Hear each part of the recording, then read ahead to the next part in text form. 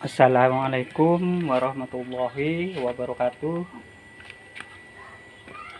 Jumpa lagi di channel saya seputar laptop dan Android. Kali ini saya update video tebar bibit 1000 ekor. Nah, di sini saya kedapatan bibit ukuran 2 cm, bentuknya seperti berudu kecil. Nah, dianjurkan kalau kalian mau budidaya lele, carilah bibit yang ukuran 4 cm atau 5 cm. Itu sudah fisik agak kuat. Kalau masih berudu seperti berudu ukuran 2 cm itu perawatannya harus ekstra hati-hati, tidak sembarangan. Kalau kita sembarangan pakan atau air keruh atau karena itu gampang kena penyakit, juga gampang menggantung banyak matinya. Nah, di sini saya anjurkan bila kalian mau budidaya lele, carilah bibit yang agak besar, ukuran 4 atau 5 cm. Oke. Selanjutnya ini saya tebar. Saya puasakan dulu dalam 2 hari atau 3 hari. Itu bisa 2 hari atau juga bisa 3 hari. Nah, kalau langsung dipakani itu kadang lele tidak sehat, kurang sehat dan bisa menggantung. Nah, di sini saya puasakan dulu sekitar 3 harian. Untuk jenis pakannya saya pakai PF 500 untuk bibit. Itu pelet kecil. Nah, ini saya beli kiloan. Ini bentuk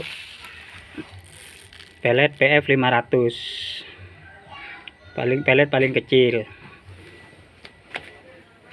Ini cocok untuk bibit. Jangan pakai pelet macam-macam dulu, dianjurkan pakai PF 500 saja.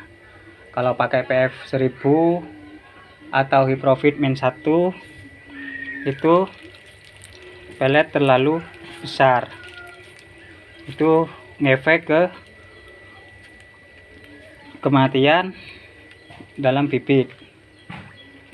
Nah, di sini saya coba pakai PF 500, alhamdulillah bibit sehat, aman. Nah, untuk airnya saya kuras setiap hari, menjaga biar tidak gampang kena penyakit. Nah, kalau air keruh, bau, itu terlalu banyak pakan, itu gampang kena penyakit, rawan sekali untuk bibit. Nah, di sini metodenya saya pakai sistem kuras setiap hari, nggak pakai obat-obatan atau pakai aerator murni, yaitu pakai sistem kuras air saja.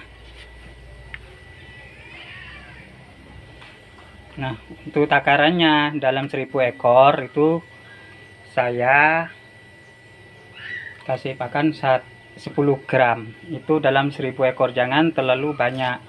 Kalau terlalu banyak nggak dimakan, air cepat bau, keruh, dan lele akan cepat menggantung.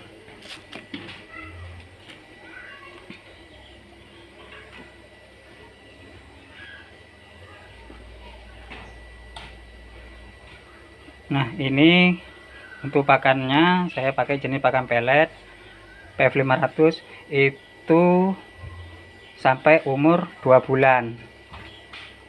Dari awal tebar bibit sampai 2 bulan itu saya pakai PF 500. Kalau sudah agak besar, pakannya saya pindah, saya ganti pakai pelet murah seperti merek Superindo, itu murah untuk yang kalau sudah besar. bisa High Profit, itu juga bisa. Merek yang kalau High Profit itu peletnya harganya mahal, kualitasnya bagus, kalau merek Superindo itu murah, cuma kualitas standar.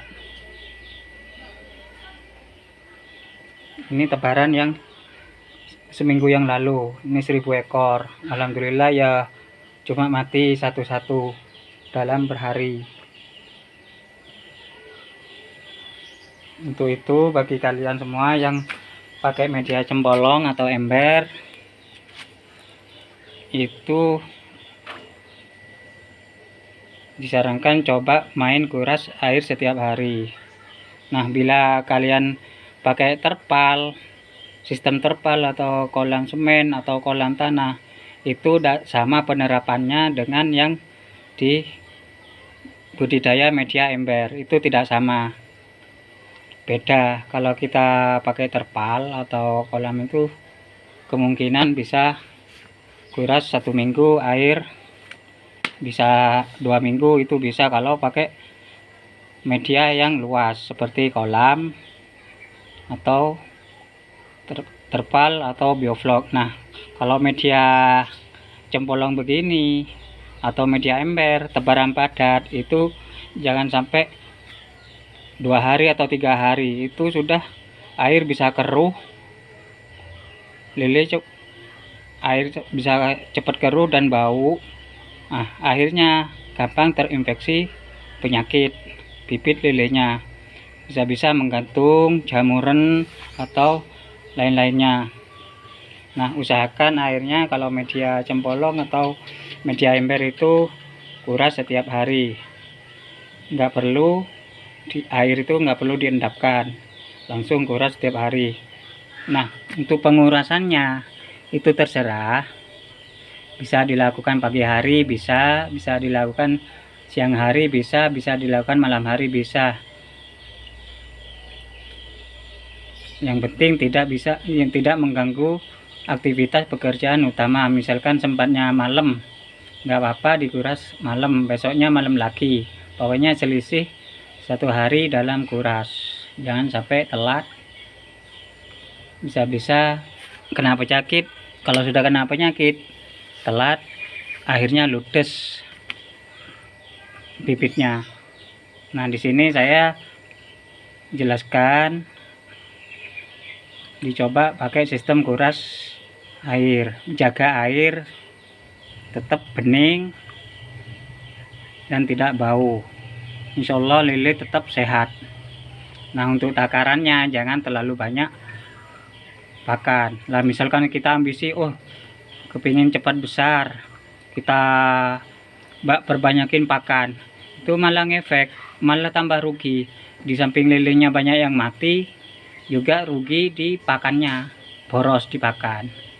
Nah, untuk pakan kita feeling saja, pakai naluri, pakai insting. Nah, itu standar lah, jangan terlalu banyak, jangan terlalu sedikit, standar lah. Kalau sekiranya sudah pakan mengapung tidak dimakan, itu jangan diteruskan, percuma lah, nanti airnya air bau, terus keruh, penyakit datang, akhirnya